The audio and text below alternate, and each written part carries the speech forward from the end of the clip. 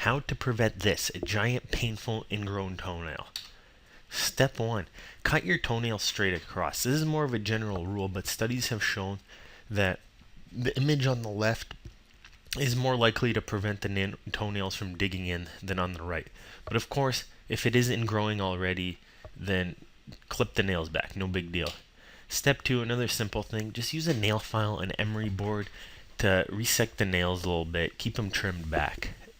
Step 3, keep your nails soft. You don't want them hard, stiff, and dry. Use some heavy-duty lotions. You can grab some urea cream or some Carmol.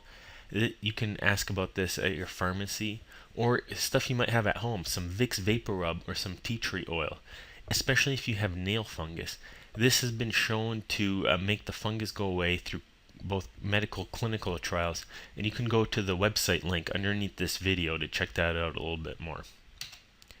Epsom salts.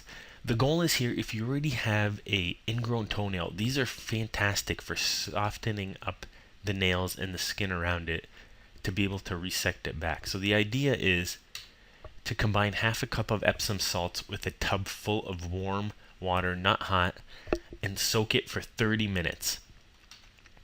So the skin soaks up the magnesium sulfate and becomes more flexible, as well as the skin underneath it. So it lets you retract, lets you retract the nail a little bit, get something underneath it, bend the nail back, and then eventually trim it.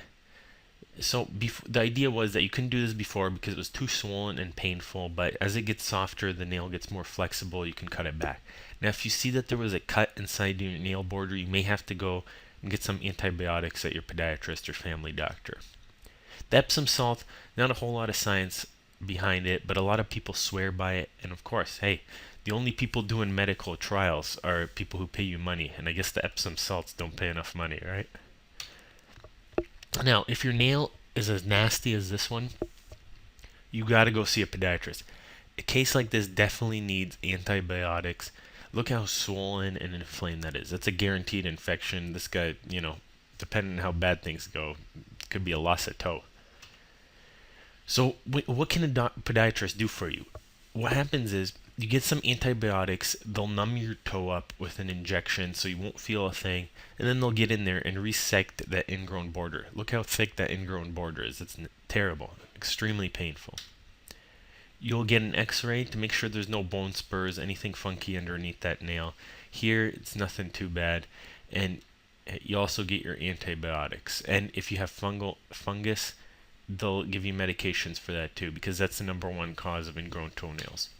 They can get a medical grade cap on there, or if you want to take the next step, a permanent nail avulsion. What this is they numb your toe up, they resect that nail back, and you put some medication in there like phenol or sodium hydroxide, or there's many other things you can use to permanently block the nail from growing back.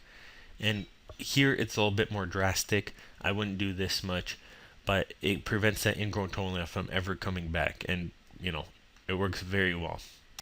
Do not try any of this at home alone without supervision.